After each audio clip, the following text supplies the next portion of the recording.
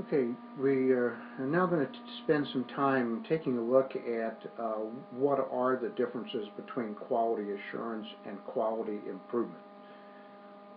The short version is that quality assurance is measuring performance like driving your car looking in the rearview mirror, whereas quality improvement is sitting down before you take your trip, pulling out your map, identifying your target destination, and then finding the best route to get to that particular location. And quality improvement is very similar. Quality assurance, on the other hand, relies on standards and thresholds that you measure, which really, as you'll see in the diagram here, focus on those areas right here that are outside the norm. And so that's where the focus is.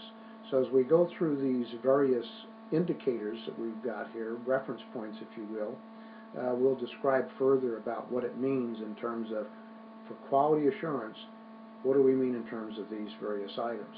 By the way, this particular matrix comes from the courtesy of the U.S. Department of Health and Human Services and the Department of Health Resources and Services Administration.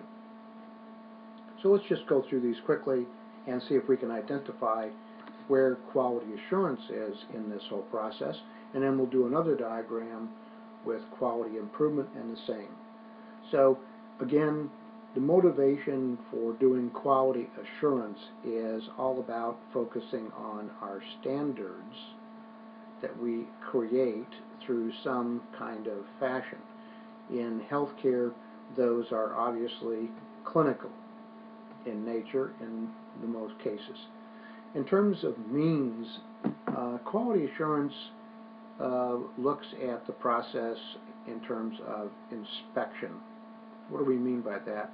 It means that we collect data based upon experience. For example, in the hospital setting, we might set a standard that we will not have any more than X% of unplanned readmissions within 30 days of discharge.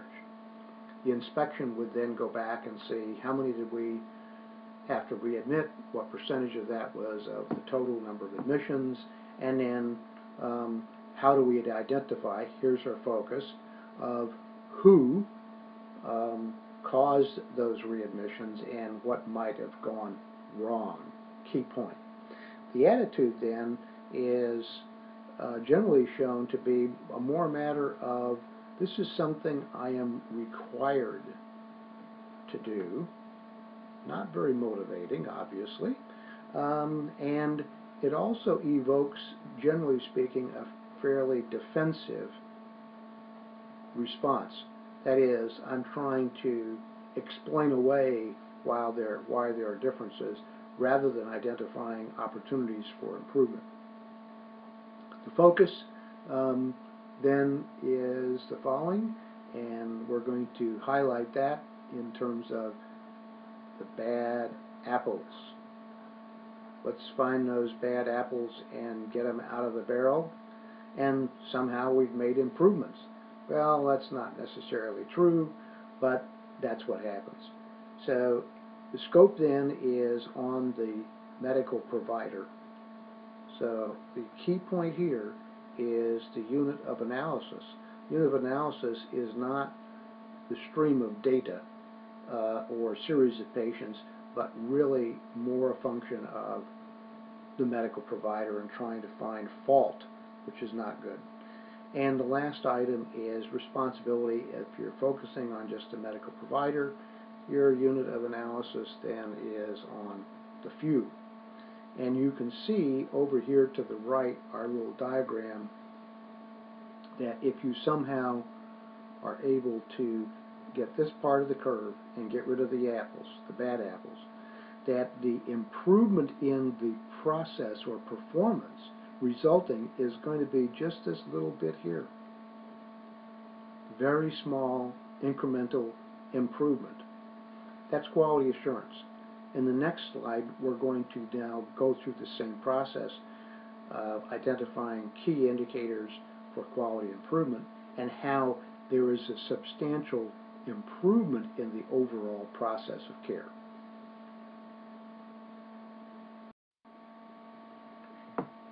Now we're going to turn our attention to an inspection or taking a look at quality improvement and see what it looks like, and then we'll go back to the quality assurance perspective.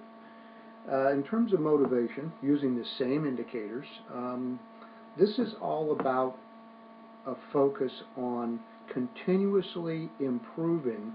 That's continuous improvement of processes.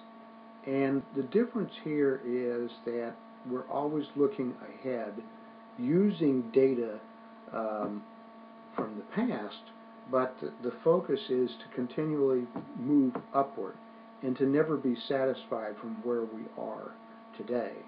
And so a lot of times you will see organizations use their results, post them out in a common database that people can take a look at, and then do benchmarking. So as you see common things about the same kinds of, it might be medical errors or patient faults, there are a lot of benchmark testing that's done. You can go out and compare your results with others, and when you see others and how they've improved, you can incorporate some of the work that they've done. The means then is really not about inspection, as we saw in quality assurance, but it's about how do we prevent. So prevention is the primary focus. Just like in the clinical setting, trying to prevent unfortunate circumstances in the clinical setting, same focus, looking on at those risk factors. In terms of attitude, this is an attitude of always being proactive. How do I and my team work together to create improvements? And that means that we select or we choose to make a difference. And that's a big shift in thinking, as opposed to trying to find fault. It's how do we do things differently and that will produce better results. The focus then is, as we described earlier in the curriculum, it's all around the what we'll call the open systems model. That is input, process, outcome. And quality improvement takes a look at all of these components, not just one or the other. And that's an important differentiation between quality improvement and quality assurance. And the scope here is all about the process of patient care. What are we doing to create the best potential outcome in the care process?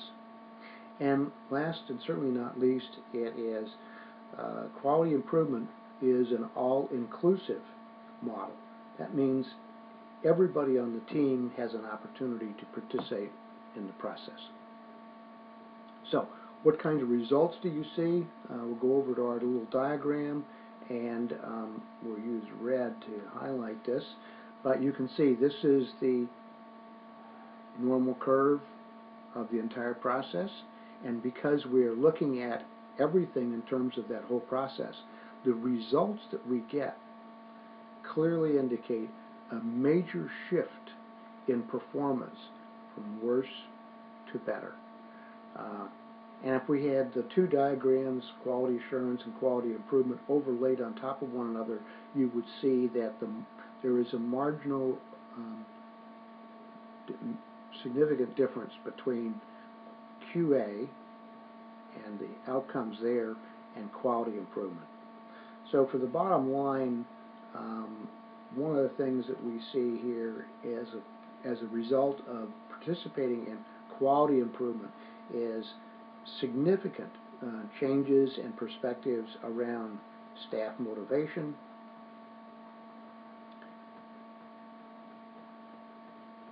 a willingness to see things with a great clarity and purpose, and a focus on being, let's move this up,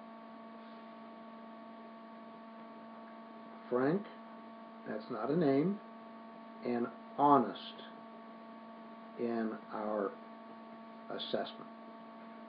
And that is absolutely critical.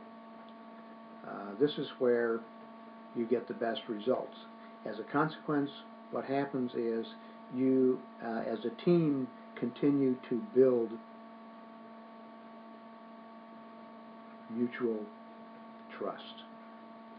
And the greater the trust between the members of the group, and especially the healthcare providers, then the more beneficial the outcomes and results are. It's all about becoming what we will refer to as a learning organization. We're constantly taking what we got from our last efforts to reflect back on, again, the model: input, process, outcome, feedback loops, coming from all different parts. It helps us to redesign the system so that the process we do the second time around is better and therefore have better outcomes. I hope this has been helpful, and we look forward to seeing you in the next module when we get into more of the tools of quality improvement and how we put them to use in a general practice setting.